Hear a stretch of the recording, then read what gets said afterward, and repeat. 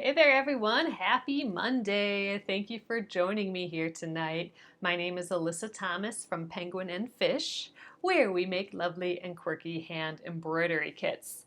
And I am here every weeknight at 8:30 p.m. Central Time. That's 9:30 Eastern and 6:30 Pacific.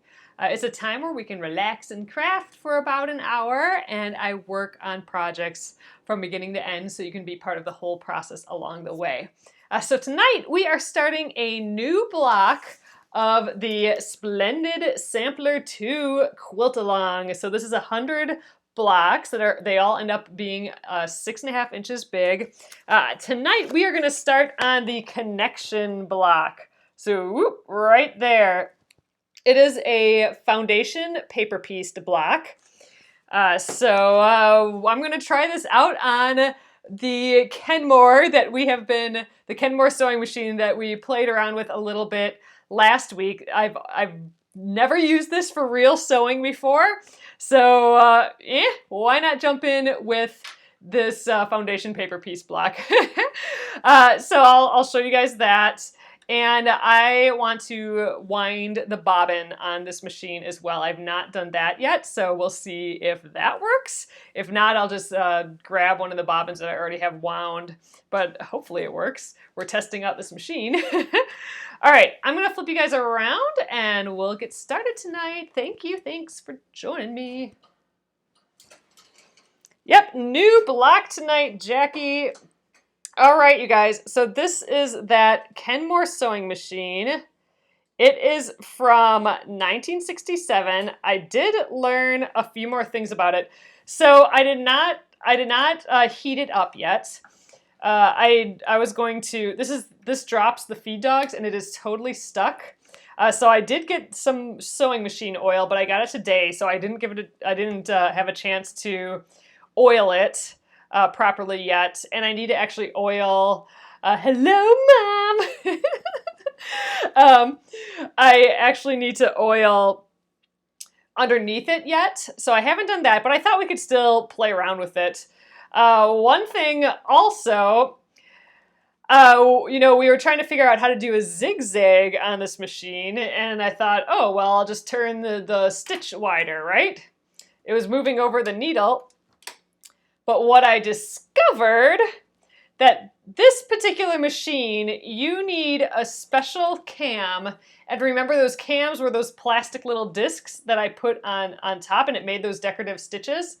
You need a special cam on this machine to do a zigzag stitch. And apparently they are extremely difficult to find. So most likely the reason for that is that when people throw away their machine, which is pretty common, people sell their machine or throw it away, the cam is probably sitting in there. So it's actually kind of rare to find just a plain old zigzag stitch cam that fits for this machine. So anyway, you guys, if you find a Style C cam #1 for a machine, let me know. But they are elusive on the interwebs, so that's kind of a bummer. So I won't actually be able to do a zigzag stitch on here till I find that cam somewhere out in the ether. But we can still do a straight stitch, and that's all I really need to do, right? So one thing we didn't test is the bobbin, and I actually just realized that I didn't know what this was. I thought it was maybe to lift this up, but that was acting kind of weird. This is for the bobbin, I think. You know, we don't have a place anywhere else for the bobbin, for the thread to go through to get to the bobbin. So I think this is that little bobbin, I don't know, like a peg before it gets to the bobbin. So let's give it a try. Let's see if we can wind this. I wonder if I can undo the wheel. Oh yeah, that was very easy. Okay, that's good. So in theory, if you hold this wheel and there's a smaller wheel here, if you untighten that, then the needle should not go up and down. And we just happened, this is the bobbin that came with the machine, we just happened to use up all the thread when we were playing around with the machine on Friday there. So we'll just, oh gosh, didn't think that fit on there for a sec there. So we'll just get that bobbin right on.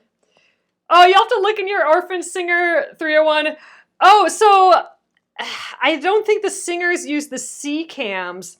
So apparently, okay, so this weekend I learned a whole pile about cams. There's several different types. Let me show you guys what I'm talking about. So like this came with a box, and these are the cams. So they each have a different stitch on it. Some cams have a stitch on either side, but not for this machine. So this machine has a top hat cam, is what they're sometimes called, but it's really called a C cam. So I need the C cam. They're all numbered as well. So this is number 9. The number 9 or 6, who knows? I'm guessing it's the number 9 cam.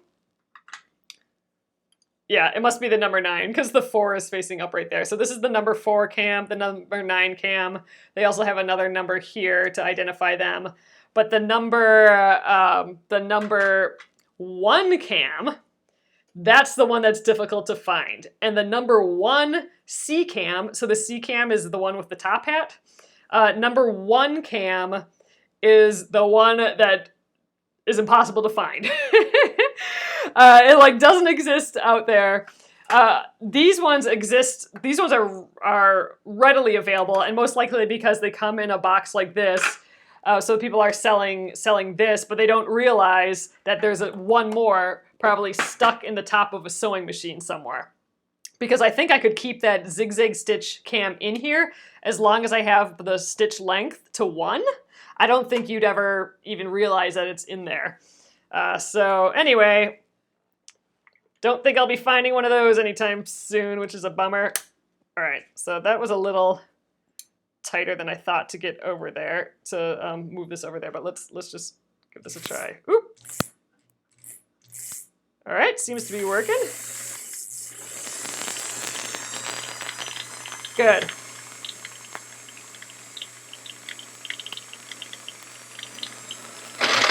Woo! All right. The wheel tightened a little bit again. So one thing I did check out with this as well is that I'm gonna need to clean it a lot better. There is a lot of dirt on the back.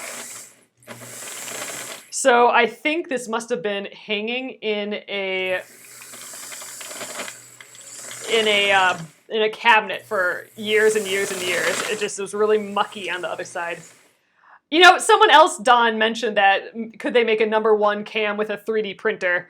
They totally could, but someone would have to scan an original number 1 cam first. But is this even doing anything? I think it is. I think this is just really thin thread. But yeah, that would be amazing.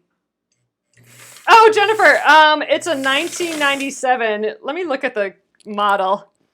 It's a 158.950. But these cams work for several different machines. It's a C cam number 1.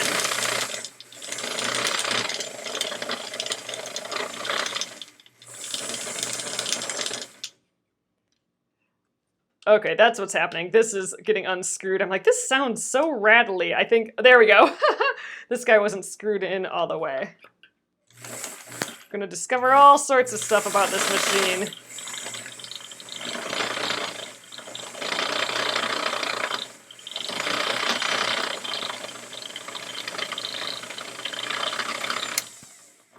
All right, let's tighten that. All right, let's snip. All right, well, that worked relatively well. I mean, I definitely, since I haven't really used this yet, I definitely have that motor smell to it. The motor is on the back here. Ooh, it's warm even. Well, it's not that warm. But it's got that new motor smell for sure. Hoo-wee, man. All right, let's get this threaded. And I think then we're ready to stitch here. All right, I'm gonna back up a little bit here. try to thread this new machine. Actually, we're not going to stitch quite yet. We want to prep our foundation paper, our new foundation paper project, and we'll take a look at that. Oh, let's tighten this up. Oh, that's good. I also need to get a new light for this because this light is burnt out.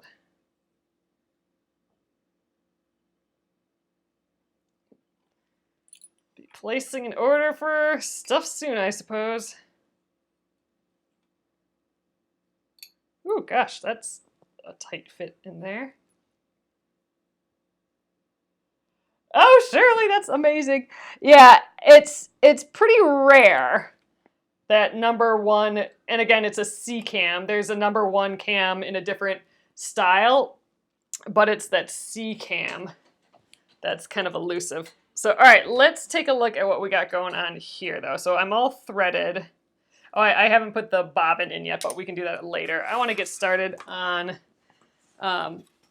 our project here. So we are going to start the connection block here by Sherry Cifaldi Morrill. And here we go. So there are 3 colors. I'm going to do white for the background for sure, just because white is kind of my go-to color for my backgrounds in this quilt. Then we got these 2 other pretty colors. So first, I went to the back on those fold-out sheets, and I found the part for this block. So connection, page 127, and make 2 copies of each. That is because we are going to make 2 sides, and then the 2 sides go together. So we're actually making one of the sides is like this, so it actually kind of goes up at an angle, and then the bottom is kind of like the duplicate of that. So we're going to be making two of each of these. I thought and I made 1 extra copy in case I wanted to use it as a guide for cutting out shapes. That was pretty handy last time we did that, so I have a 3rd copy just to have on hand. I want to cut this out, and then we are going to color in the shapes here. And you know what? I think I'm going to do this in the way where I actually get rid of the seam allowance. So it has like this extra seam allowance here, right? But in some foundation paper piecing projects that you might get, or like a pattern that you might find somewhere, or a pattern that you purchase, they might not always have those pieces there. And actually, this might all be like look assembled already, and you have to actually find what sections go where. So we're going to do it in the way where I pretend that I don't have this seam allowance given to me.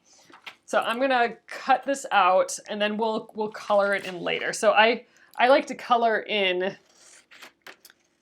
I like to color these pages in with colored pencil, just so I have a guide for what color goes where, what fabric color goes where. Just because once these get turned around and rotated, then it gets really confusing. So I thought I'd trim them out, then I'd lay them all out on the table here, and we'd color them in. So this is our little foundation paper piecing prep. Anything to make the process a little bit easier. So let's start laying it out here. I'm gonna get. You have a #1. Is it those?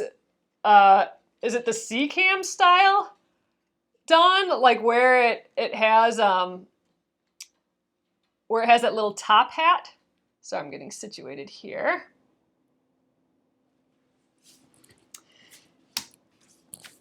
If you're willing to part with it, I would I would buy it from you. But you probably want it, so you can do a zigzag. All right. So I'm going to stitch here, or not stitch, I'm going to continue cutting out. This is that second shape.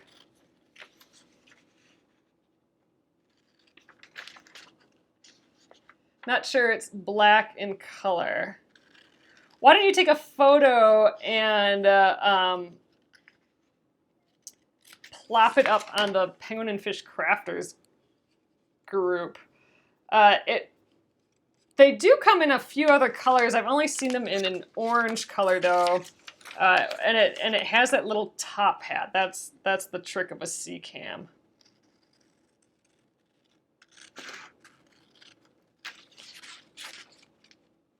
But yeah, funny. So that if it's a for a Kenmore, then it's that is the zigzag stitch.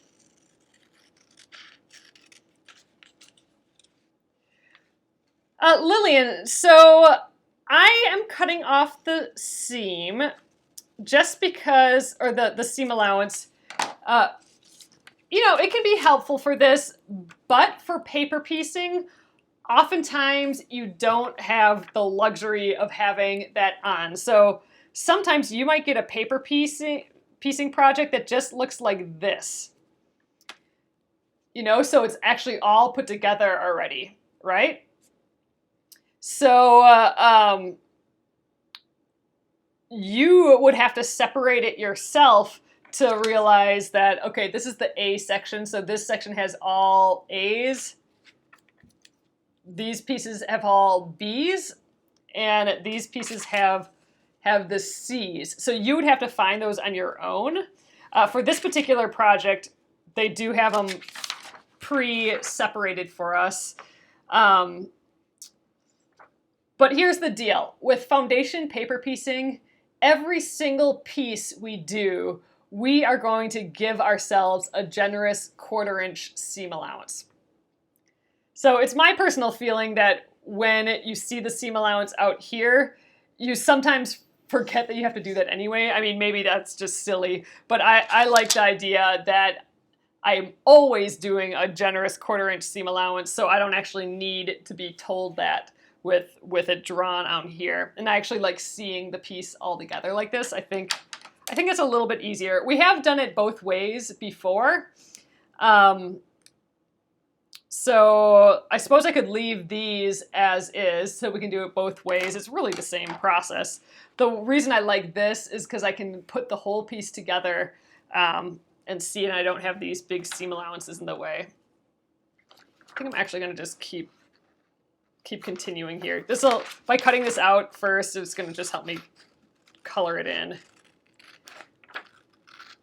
A lot of times I'll color this in beforehand. But in this case, by cutting off the seams, I think the seam allowances, I think I'm going to be able to color it in a lot easier, and we'll see what it looks like right away.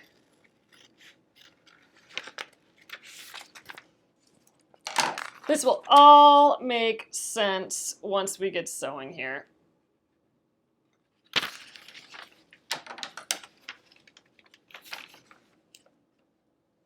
Oh yeah, Lillian, for sure, if you want, keep on the extra. That is totally fine, and that's probably smart even. And we've done most of the blocks that way. So I think the only time we cut it all off like this is like this time, and then last time I think we did that too. Maybe with that, I think it was the ice cream cone that we did that with. And again, the reason I'm doing that for this block is because I'm putting it all together before we get started. And if I had the big seam allowances here, they'd be kind of in the way. And I know that no matter what, I'm going to be adding a big old seam allowance on every single thing I do during this process. So I don't need the reminder, because we're going to be doing it for everything. This actually keeps, in my brain, it keeps everything more just the same. So I know everything that I'm doing is the same for every piece. All right, I think, yep, there, this goes this way. So here is all of our pieces together here. So again, we're gonna have this top section, which is this, and the bottom section here will be in the section. So here you can see what we're doing. So we're gonna sew all this piece together, and then we're gonna sew all this piece. But you can immediately see how difficult it's going to be if we don't color code this. So I'm going to, let's pick our fabrics first. I'm going to just, let's take a pause here. Let's look at this and choose our fabrics. I think I definitely want to do the white for the background, like I said, just because that's kind of the rule I'm going with for my particular quilt is a white background and any block that we can. And then we need to choose from these creamy yellow colors.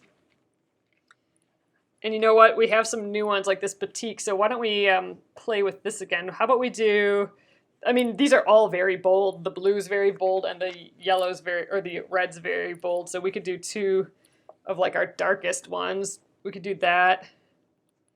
And let's see, what else could we do? Or we could do like this pale.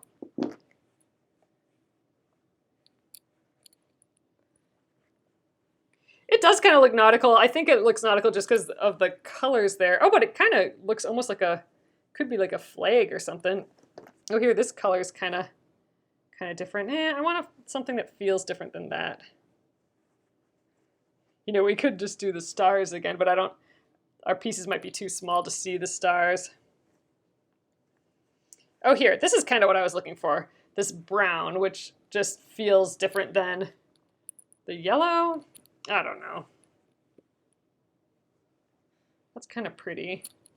Then we got some oranges and yellows together, and this is kind of interesting, these. We could do this for the main blue areas, and these are our little bits.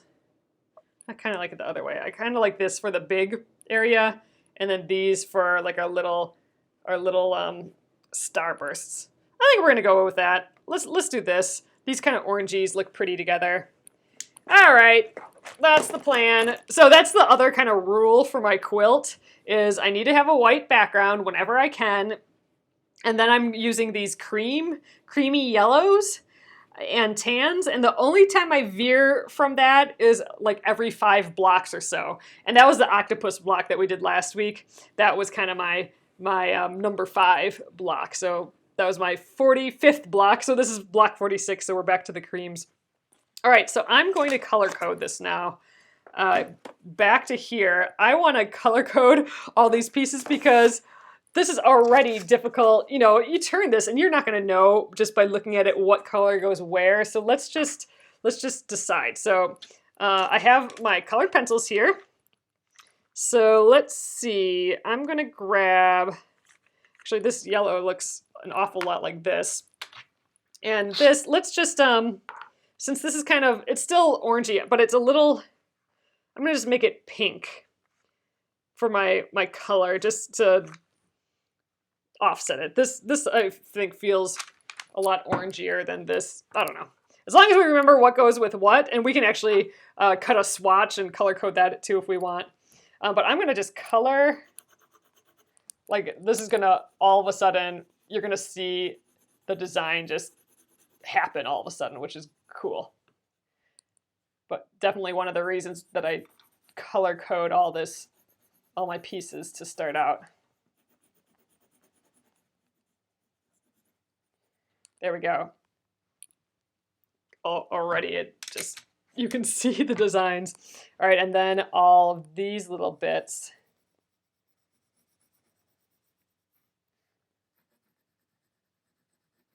Are the other fabric. And then the white is everything else, and I'll just leave that white because I'm using white fabric for all that.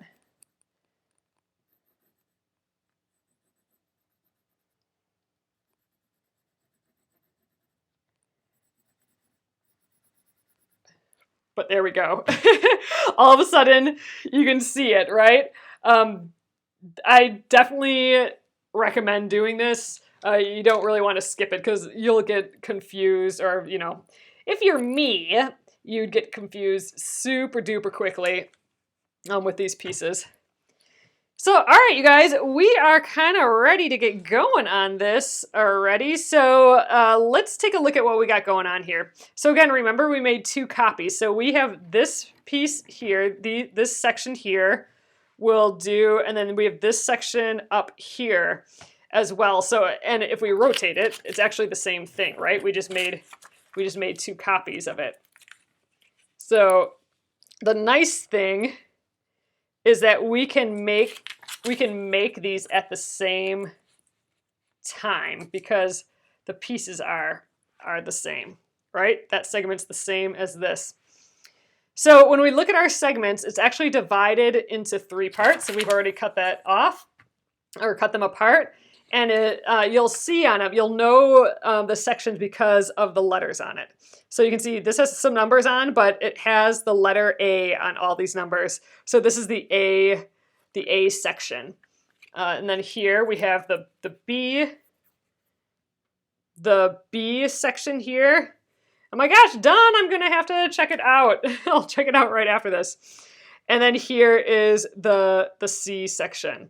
So those stay together, the letters. So anytime you have the same letter, cut it out within the same piece. Like don't accidentally cut off this 4 or something. You need to keep the same letters with the same piece or the same section. And then we have the duplicate right here, right? Because we're making 2 of these. So why don't we start with the A's?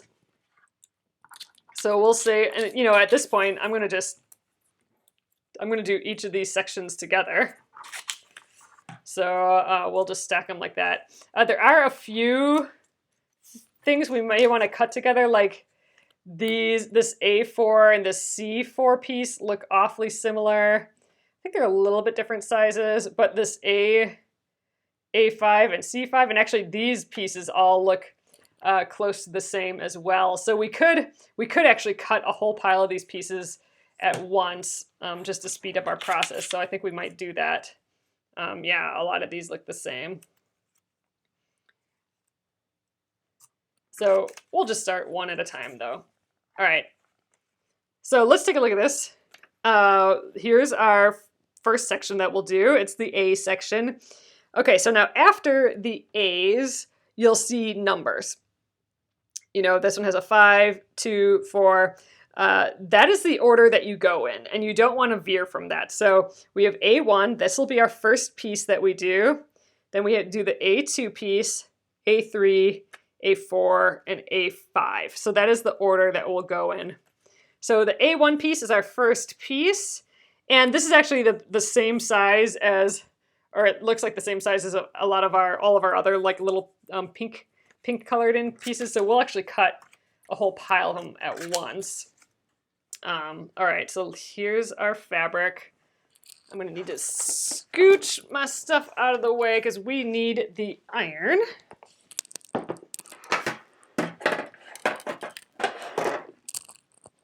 All right. So with paper piecing, foundation paper piecing, you're going to be going pretty often from your cutting mat, where you'll be putting things together, to the ironing board and to the sewing machine. So I like having them all really close to each other. Pop that guy up there. So I'm going to just give this a little press to get started.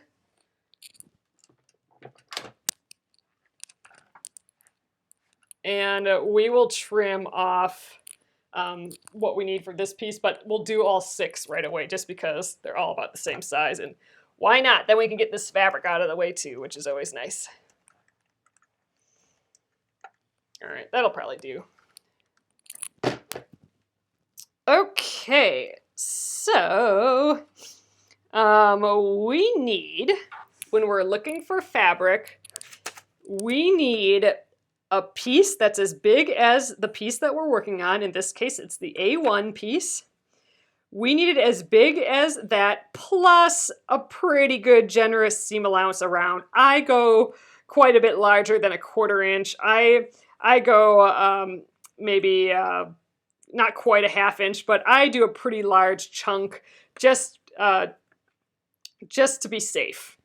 You'll want to do that for every single piece. Having too much is way better than having too little when you're foundation paper piecing, because it's really hard to take off a piece and redo it if you accidentally have it too small. So we're looking for that A1 piece that's that size. plus all the way around. So I had printed out this extra sheet. I think I'm going to use that as a guide when I do this. So I'm going to cut out that A1 piece. And this will just help along the way for us to cut the size pieces that we need. And I mean, I can pretty much, this is just like a little rectangle, so this in theory won't be that hard, but it is kind of nice just to have the visual. All right.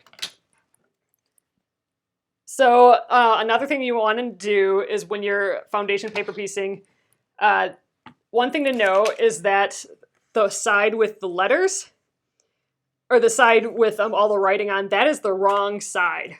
So ultimately, when you flip this over, that's going to be the right side. So the fabric will be the right side of the fabric here, and on this side, you're going to always want to place on top of the wrong side of the fabric. So when I cut these pieces, I want to have the wrong side of the fabric down. Yep, I'm going to cut all 6 of these right away, Valerie, just because they all are about the same size. Actually, I think they might all be exactly the same size. So I'm going to kind of plop that here. I'll probably end up cutting just like 2 strips here. So I'm just kind of placing that. I'm going to get a ruler out here.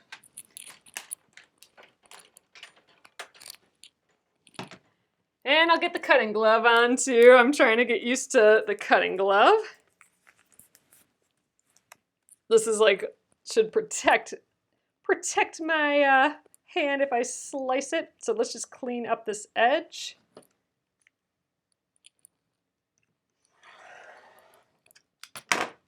All right, so again, I need a piece that is at least a 1/4 inch or like a generous seam allowance. So I do more than a 1/4 inch, and you don't really have to measure. That's kind of the beauty of paper piecing. You just got to kind of eyeball it. So this is bigger than a 1/4 inch there, and so is about this. So I'm gonna do it right here, and it looks like I'm gonna need to do at least 2 strips like this because I don't think we're gonna get 6 out of here. I think we'll probably just get 3.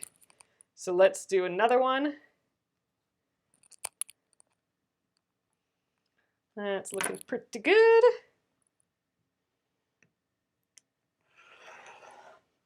Okay, and we are totally done with this fabric, so we can get that out of the way already, which is always nice. Love when we don't have that extra stuff hanging around. And I'm just going to stack these on top of each other, I think. All right, let's get, let's trim it up to the 3 pieces again. I need that generous seam allowance. So let's pop it there. I'm going to just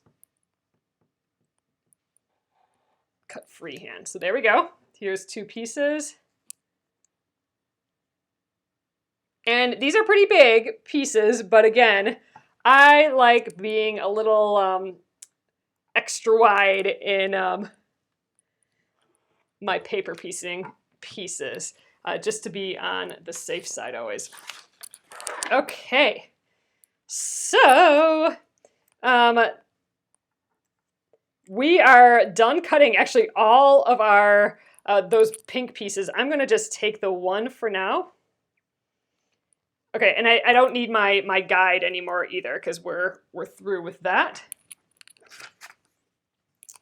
All right, I already lost it. Here we do. Here we go. So I'm going to work on these 2 pieces at the same time just because they're exactly the same. So that'll just make it faster. If you get confused, only do the one. Like, I'm only going to do these 2 pieces because they're exactly the same. I'm not going to start, even though we have all the pieces cut out, I'm not going to start all these other pieces yet just because those look different, and if I add too many variables to this, I'm going to get confused like so fast. So I'm going to limit myself to just working on the 2 pieces that are exactly the same. And if that's too much, just work on the one. Like go with A 1, 2, 3, 4, 5, and then do the next one. But in this case, I'm going to try and do both. All right, so I have a glue stick here. The first piece, the A1 piece, anytime you have a 1 piece, like A1, B1, C1, you always start it out the same way. and I'm going to do it with a little bit of glue. You can pin it, but I think the glue works better. It's just a little bit flatter. So what we want to do ultimately is this, we're just temporarily holding it here. So we're kind of like basting it, right? So I need to place my fabric. I need to place this piece on my fabric so I have that generous 1/4 inch seam allowance. So you can peek, you can lift up the pieces to peek. But I'm gonna just use the glue to kind of temporarily hold it there. And remember, this is the wrong side, this is the right side. So we have to have the wrong side down of the fabric so that when we flip it, it's the right side, right? So, okay, so I have it face down. This is just like a skinny glue stick, but you can use any like washable glue, right? And I'm gonna just I can kind of see where that piece is, and that's all I'm gonna do.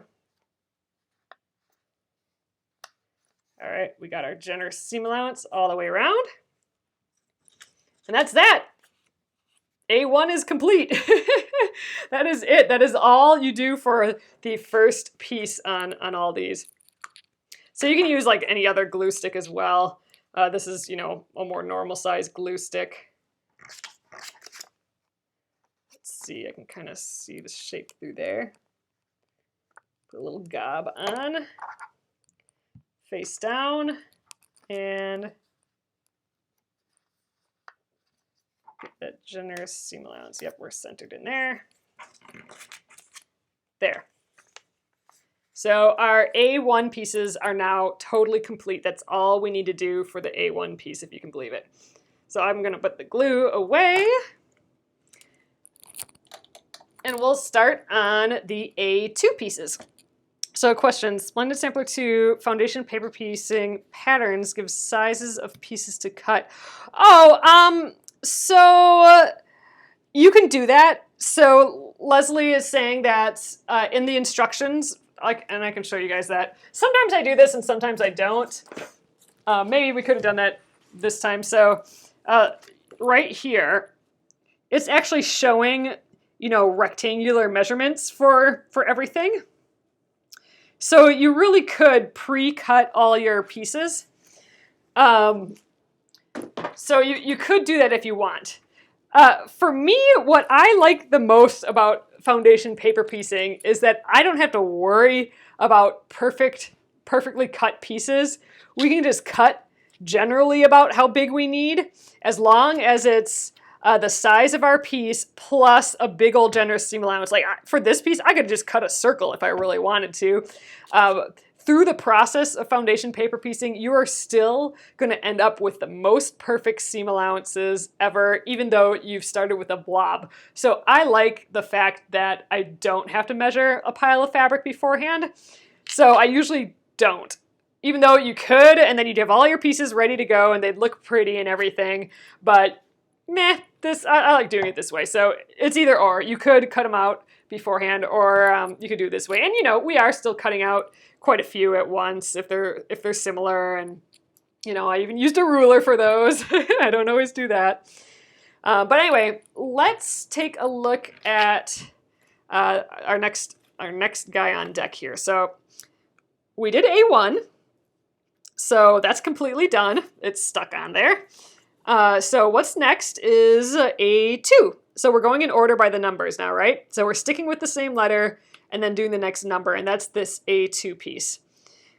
So let's start out by getting our A2 fabric. And again, I suspect that we actually have a ton of pieces that are like this skinny kind of rectangle, like even this down here. All of you know, we have the duplicate here, and actually on all of these pieces, we are dealing with, you know, that same thinness. So I might just cut and just have on deck a bunch of white strips, and then we can just trim to whatever length we need. I think that might be a way to be economical in our time a little bit here. So let's get some white.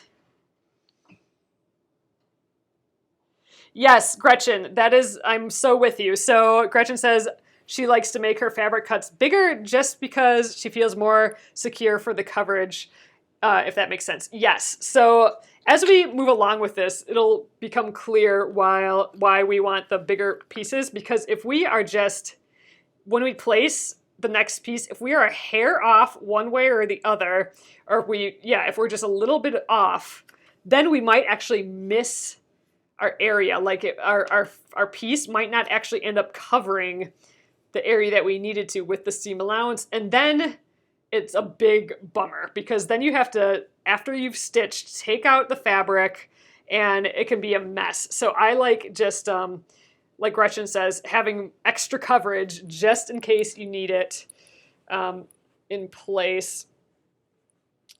If you veer a little, or if you sew a little crooked, or any reason like that, you'll always have that little back above the extra bulk. Yeah, and that's true too, Gretchen. Gretchen says, and when patterns give measurements, they cut it too close for my comfort. Yeah, and you never actually know. So, like in this case, this block here, the designer did put measurements out. But yeah, sometimes they're exactly what you need, and you have to center this so exact. Make sure that you have perfect 1/4 inch seam allowances around, and you just have to be perfect. Whereas in this case, if I just generally plop this down in the center, I'm still going to have my good 1/4 inch seam allowance all the way around. So it takes a ton of stress off just having the pieces be a little bit bigger. All right, so we press this. I'm going to scooch all these other ones out of the way. All right, so again, I want to make just a few strips that are this thickness, because I'm going to be using it a lot in this piece, and it'll just be nice to have it around. So I'm going to just trim a whole pile here. I think I'll grab our little cuttable template here again. We'll just snip off this piece here and use this as our guide for how wide we need to make those these strips. So again, we need the size of our shape plus a generous seam allowance. So I'm going to cut strips that are, a good, 1/4 inch, at least, a bit over a 1/4 inch big. So I'm just going to cut a few strips. Oh, Bonnie, that's so good. Oh, I'm happy you're giving it a go. Yeah, this is definitely something that was always a total mystery to me, and people do it in so many different ways as well. Oh, maybe I should have I'm going to trim this little piece off here. That's too skinny for us, so I'm just going to get it out of our way. But so people have all different ways of doing foundation paper piecing, but for me, this process feels best for me. Nope, Leslie. So not all foundation paper piecing patterns give you the sizes. So, and like I said earlier, sometimes they don't even give you the sections separated. Sometimes you'll have the fully drawn out thing, kind of like how I had this laid out when we were coloring it. Sometimes that will be how it comes, and you have to look yourself like, oh, that's a C, that's a C, that's a C. Okay, that's the same section. Oh, now we're on a B. Okay, so I got to snip those apart. So sometimes they don't even come separated. So, it might not have any instructions at all, and might just be all together like this, without colored in, and then you just have to look, you have to scope out the same letters and then cut them away from the other letters until you end up with your pile of sections. So that's sometimes how they come. So you might not have anything more than that, really. Oh, Nolene, yes! That's awesome. That is just so surprising that you guys are finding these cams. I literally scoured eBay on Sunday, and to the point that I was in like forums on vintage machines and stuff, and that's where I found out that particular cam, the C cam of the number 1 C cam, which is the zigzag cam, is so difficult. I'm going to do one more because I know there are a lot of these pieces.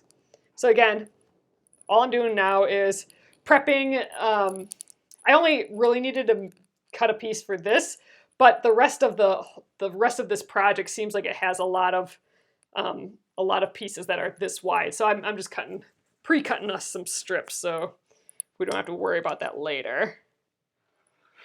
Then I can just trim off the size that I need here. I think we'll just leave it there. I can always grab more if I need them. Oh, you have the cams but no machine. Ooh. All right, I'm going to plop this here. You guys are awesome. Oh, man. All right, so let's scooch these to the side. And let's get back on top of these A1 piece. Oh, yay, Leslie Ann, yay! I'm so happy that you guys are giving this a go. All right, back at it. We got some pieces ready here. All right, so we need that A2 piece, and I did cut this out as a template. So we need a piece that's as big as that plus the generous seam allowance. So I'm gonna have the seam allowance up here, and I'm gonna do, we'll do a nice edge here. So this edge here, this bottom edge of the A2, that's the edge that's gonna hook up with our A1 piece, this right here. So that I wanna cut, I wanna have a nice flat cut for that. So I'm gonna go like, you know, my generous seam allowance, so I'm more than 1/4 inch away, and I am gonna, with the ruler, give myself a nice cut there, because that I want lined up. Okay, so I'm gonna leave this like this for now, and we are going to do the next step. Oh, you know what? I should have cut 2 of these right away, because I need to make another one there, right? So let's just do another one, like right here. There we go. So this will be for our other A2 piece up there. Okay, so what we want to do first before we attach our piece here is, oh, nope, I'm not doing it red, I'm doing it this orange color. Yep, so I'm doing it all the background white, and then I'm doing these colors basically. I'm gonna do the this is gonna be that orange, or this pink, and then I got this. I'm gonna do these 2 colors on white basically. My quilt in general is kind of a yellow cream quilt with white background, so I'm not doing the exact colors. Okay, so A1 is there. What we want to do first is give ourselves now the perfect seam allowance. So we started out just doing the larger than life seam allowance. Now is the time to make it perfect. And I have a special way of doing that. So I'm gonna just get in here with you guys. So what you'll need is a postcard, which I got out already, but now where did it go?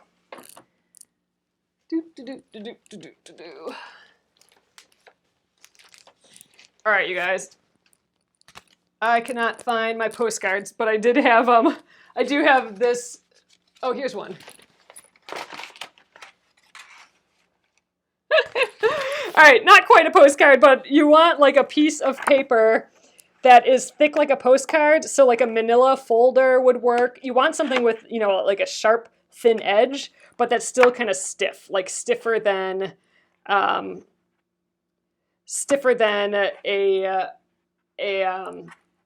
just normal piece of paper. But in the book, is the starburst all the same color? Yeah, so the starbursts are all, here, I'll show you guys this again. So here's what it looks like there. So see all the white background, everywhere there's white here, that's the white background. And then here is these 3 lines. This is one of those, and I'm happy to be doing those 3 lines this color. So mine's gonna be a little yellower, a little paler than this. That's why you want to color your pieces beforehand, because it gets confusing real quick. Like you might accidentally make this red or whatever. Yes, Bonnie, political mailings would work perfect for this. So what you want to do is we are working on the A2 piece. So we are concerned with the A2 piece and the line in between the A2 piece and whatever happened before. So the only line we are concerned with right now is this little line right there.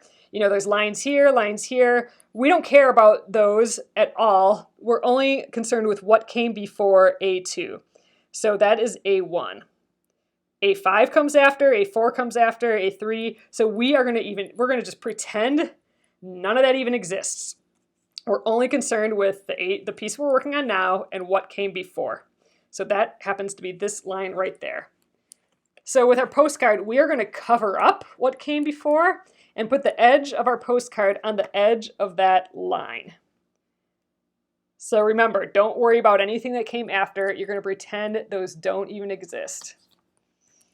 So this is going to feel weird because, you know, there's these big shapes here, but remember, they don't exist. Only what came before A2. So, and that's that line right there. We're going to take this whole piece and fold it on our paper there. And that's going to reveal that generous seam allowance from earlier. So now, if you have your ruler, you are going to cut your perfect 1/4 inch seam allowance. So you can do that with a normal ruler. So you just put that 1/4 inch mark on the edge of the paper, on that fold. All right. And then get the glove back on again. And then you're just going to trim off that extra. There we go. So that's garbage. That was our rest of our generous seam allowance. We don't need that anymore. But there, now we have our perfect 1/4 inch seam allowance. So I'm going to do the same thing to my other piece here. So I'm going to just leave it like that for now. So again, we're only concerned with the piece we're working on and everything that came before. It's only A1. So I'm going to cover up what came before. You might be in my way. There. And we are going to flip the whole thing over the edge. We're going to pretend those other numbers don't exist. So now you can use your ruler again, or if you have an add a 1/4 ruler, this is called an add a 1/4 ruler, and it is like the best thing for foundation paper piecing. It seems so silly, but I just love it so much. So you'll see there's a little ledge on here. You can kind of see that there, a little thick ledge. That is exactly a 1/4 inch wide. So since I folded this over kind of a sturdy postcard, I can just bump that edge up against the postcard. I could do this with my eyes closed, really. And that's my perfect 1/4 inch seam allowance. So it just seems so dumb, right? Like, oh, I can just measure a 1/4 inch. But just that one aspect of not having to measure, I can just bump this on there. Just it really makes it more relaxing. Like, not having to measure at all just is so nice. Such a break from doing more of the pieced sort of blocks where there's so much measuring. You don't have to measure at all in foundation paper piecing. So all right, that is that piece. You can remove the postcard now, and you can actually fold back our two pieces there.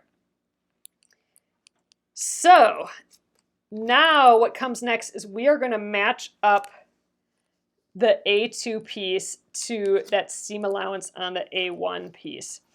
So now the trick is, it's going to be hard to tell on mine here, but remember that the right side is facing down.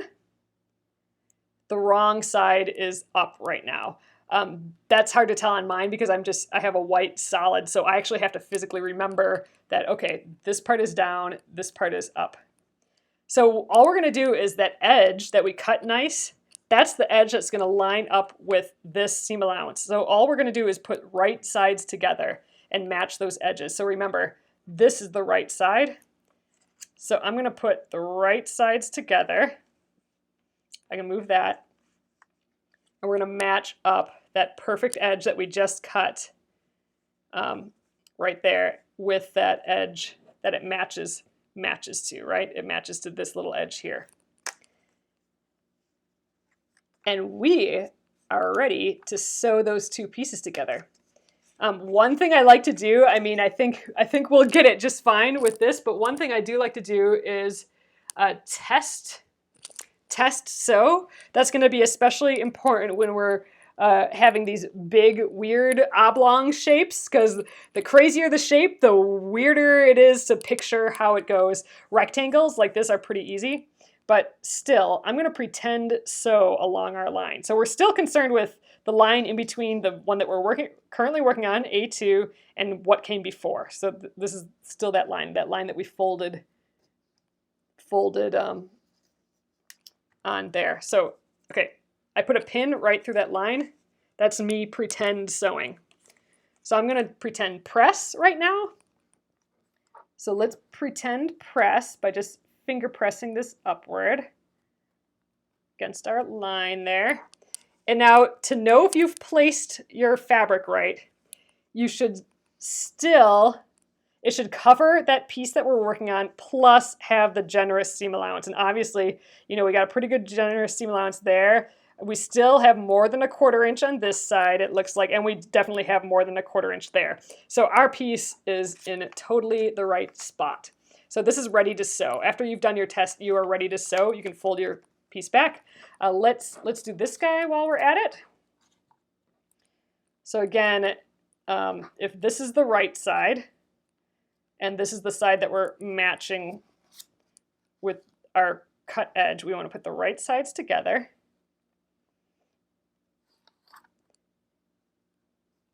And you know, like if I went too far this way or too far this way, then it wouldn't match up. That's why I like doing the test.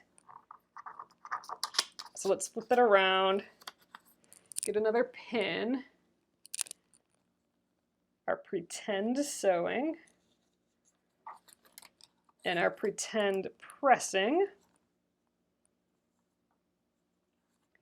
Did we cover what we need to? All right, yes, so we have our A2 piece, we have generous seam allowances on the side and up here. So the piece has covered properly. So there we are. We are ready to sew. Okay, so what we need to do, let's get over to the sewing machine first. I'd like to sew just these two tonight.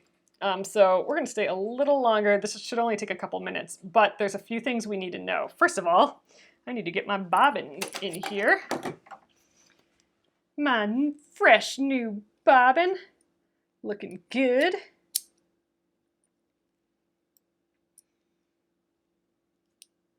All right, there we go. Get that in the machine. Ooh, first time putting the bobbin in. All right. Bring that thread up. All right, so one thing that you want to adjust on your sewing machine for foundation paper piecing is the stitch length. So here is the stitch length dial on this machine. I think I have it set for the cam, which is really thin. Let's just, I don't know, let's set it. Let's see what this looks like. I'm going to just sew quick here.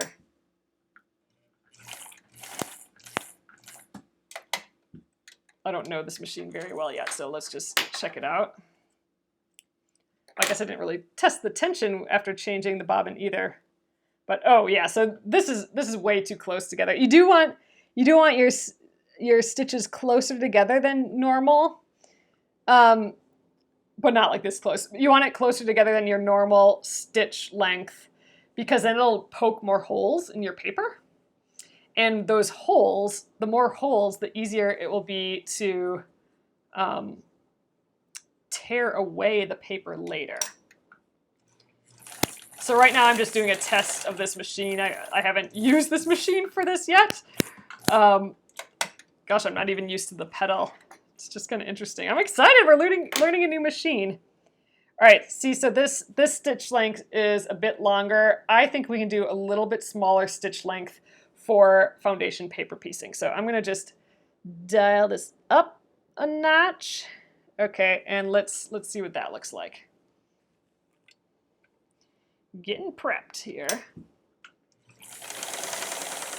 Ooh, the sound of a new machine. It sounds totally different than my other two machines. Yay! if you guys weren't here last week, I went through my 3 vintage Kenmore machines, and this one I haven't used at all. I haven't used it on a project yet. Okay, so that's a little less. I think I'm going to make it a little smaller, but I think I'm just going to get going.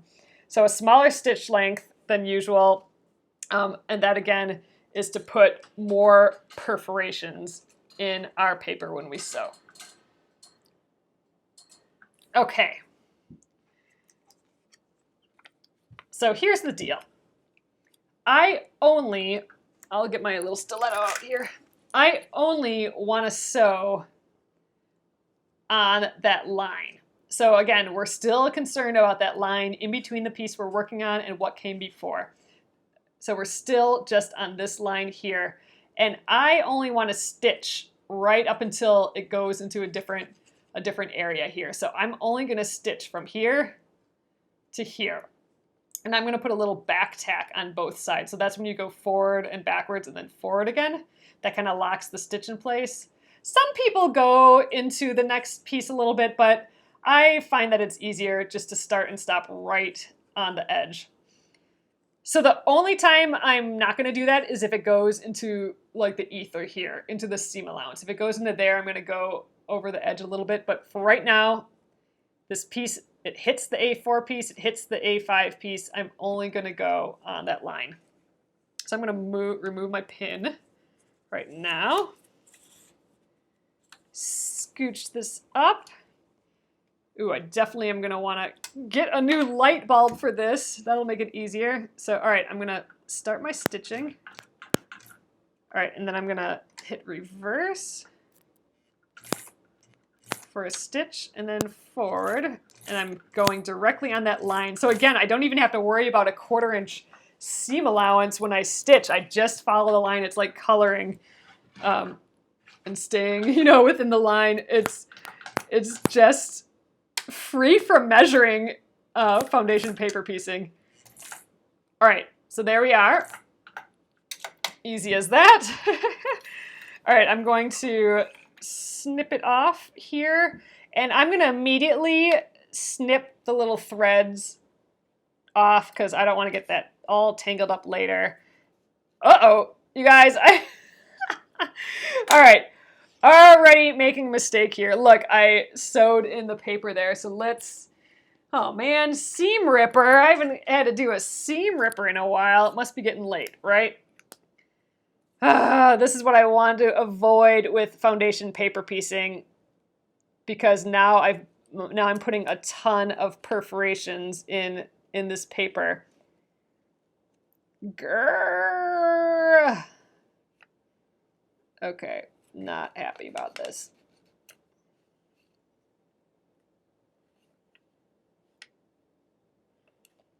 There we go.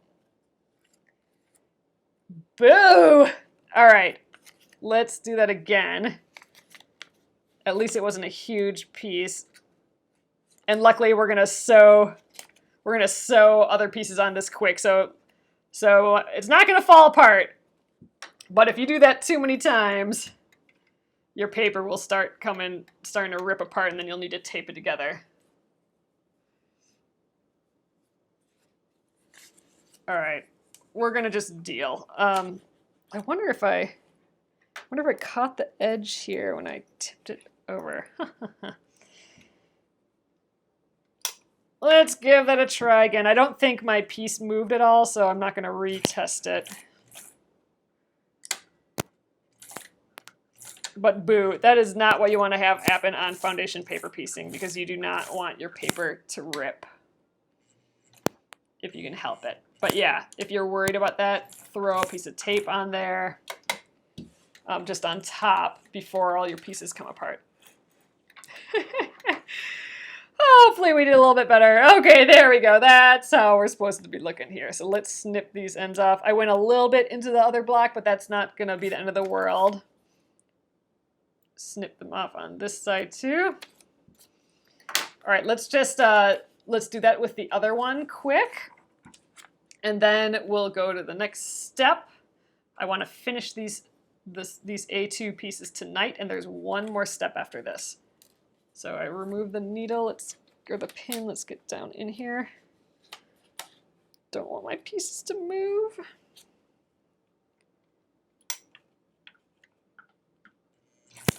All right. Backwards a stitch or two, and then forward, going right on that line again. This does kind of sing a little bit, doesn't it? It has like a little, oops, went one too many there. It makes a little buzzy hum, this one. All right, good. Didn't make that mistake on this one. All right, let's snip these threads.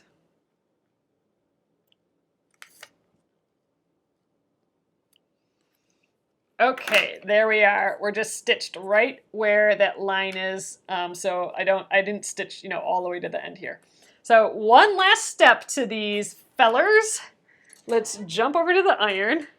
And of course, the iron is always where all my crap ends up living.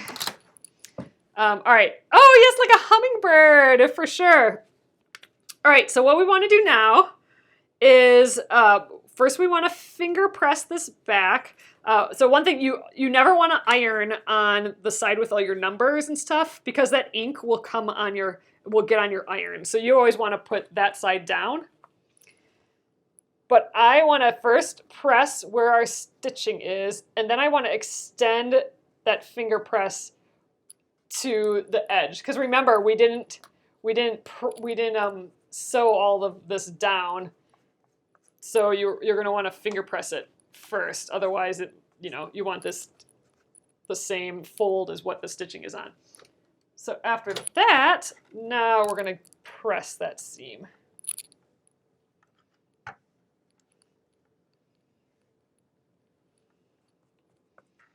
All right, I think the iron has to actually heat up a little bit again, but let's finger press this one. So again, finger press on that stitching that's right in the middle, and then extend that fold on either side of your stitching.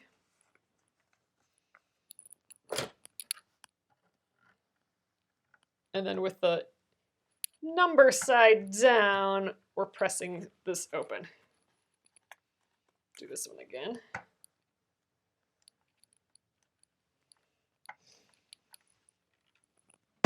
And there you go, you guys. Believe it or not, we now have A1 complete and A2 complete.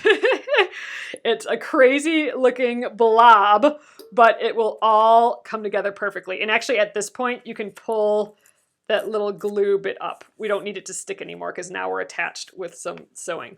But look, if you peek under, there's our first set of perfect seam allowances. So when we're all done, we'll have perfect seam allowances on everything, even though we're cutting these crazy blobs. So let's, I just want to get this glue up off of there too. Ugh, got some paper there. That's fine, that'll come off in water. All right. So that is the A1 piece done there too, A1 and A2. So tomorrow we will keep going on this process. So we got A3 next. Again, it looks like we cut those strips already. We just have to cut a strip to that size. And then once we get the A4 and the 5 pieces on, that's what's really going to start shaping our pieces here. So with each new piece you put on, the more it shapes whatever came before. So soon we'll have like this little, our cute little, sun ray on this. But yeah, that is the process, you guys. So we will continue this. I think we'll definitely finish these 2 pieces tomorrow, and I'm hoping that we can get started on some of these other pieces as well. But again, I like doing like sections at the same time. So we're doing these A pieces are exactly the same. So I'm doing these at the same time and then leaving this for later, because if I did it all at the same time, I would get way too confused. So, all right, confusion is not what we want with foundation paper piecing. All right, you guys, that is it for tonight. I'm going to flip you around and we'll call it.